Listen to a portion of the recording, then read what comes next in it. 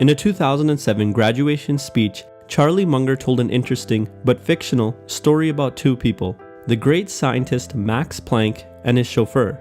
Max was, undoubtedly, a wise scientist. The people of Germany longed to hear him speak. He toured the country with his chauffeur, giving talks about his work. Day after day, the chauffeur grew tired of hearing the same speech over and over again. Finally, he asked, "Max, can I try giving the speech this time? I've listened to it so many times, I have it memorized."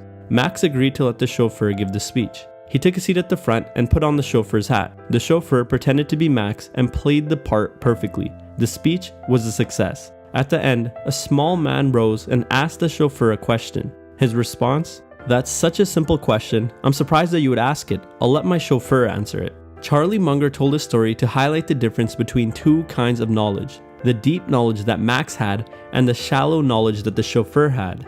The world is overflowing with information. It's impossible to learn deeply about everything. In fact, there are benefits to having a shallow understanding of ideas. For starters, it allows us to connect with other people in their area of expertise and have conversations with a wide variety of people. It also allows us to understand important things on the surface, which may be better than not understanding at all. In the essence of time, sometimes we have to outsource our understanding to experts. But in my opinion, it's always best not to act on information we haven't reviewed ourselves, if possible, because even experts can be wrong or misinformed. There are dangers associated with obtaining shallow information as well. The biggest is that, like the chauffeur, we risk fooling ourselves into thinking we actually understand or know something when we don't. Even worse, we risk taking action on misinformation or misunderstanding. As Richard Feynman famously said, "The first principle is that you must not fool yourself, and you are the easiest person to fool."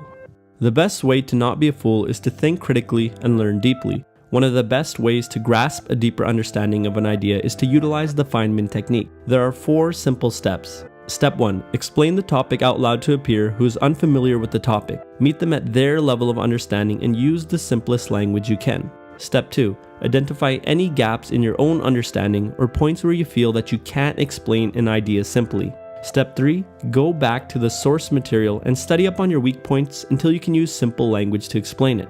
And then the final step is to repeat the 3 steps above until you've mastered the topic. There are 2 main goals to strive for when using the Feynman technique. Be simple and concise. See if you can explain the concept to a 5-year-old. If you can, try to come up with an original analogy to help you explain the topic. Creating an analogy is a fantastic way to gain mastery over an idea and learn empathy. It forces you to meet the person at their level of understanding and teach them something new by relating it to an idea they are already familiar with. Here's an example of an analogy. The basic structure of a story can be thought of as a pyramid. Tension builds up to a maximum and then drops. Of course, there are many different ways to write a story, and not all of them can be reduced to such a simple structure, but the image of a pyramid conveys a lot of complex information to the student in a simple manner. They can relate the structure of a story to a shape they're familiar with and have an intuitive understanding of, the pyramid. It shows them that there must be tension in a good story. This is commonly referred to as the rising action. The tension must rise to a maximum point, which is called a climax. At this point, the tension must fall or be diffused. We refer to this as the falling action. Creating an analogy like this forces me to have a deep enough understanding of the topic to relate it to an idea the student is already familiar with. Any intelligent fool can make things bigger, more complex, and more violent. It takes a touch of genius and a lot of courage to move in the opposite direction. E.F. Schumacher. So when should we apply the Feynman technique to learn more deeply? I'd argue that the 2 most important places to apply it is when we're making a life-changing decision or when we're working on our craft. If you want to be an artist, you should apply it whenever you're making art so that you can deliberately improve. If you're an engineer, you might apply it when you're studying or working on a technical project.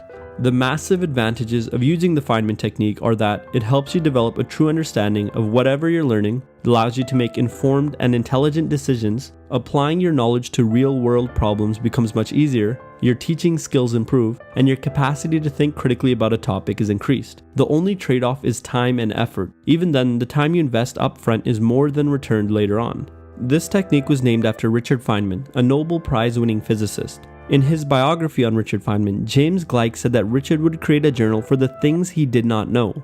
His discipline in challenging his own understanding made him a genius and a brilliant scientist. Now that you know his secret, I'm excited for you to step into your own greatness.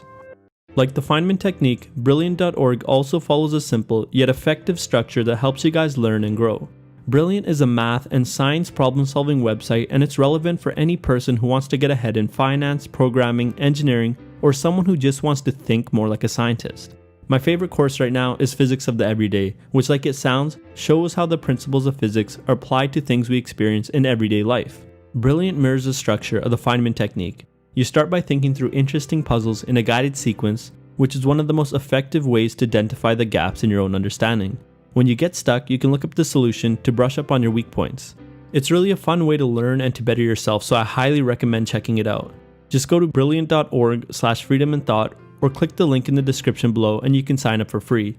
As a bonus for those who want to get ahead, the first 200 people will be hooked up with 20% off the annual subscription. As always, thanks for watching, and I'll see you guys next time.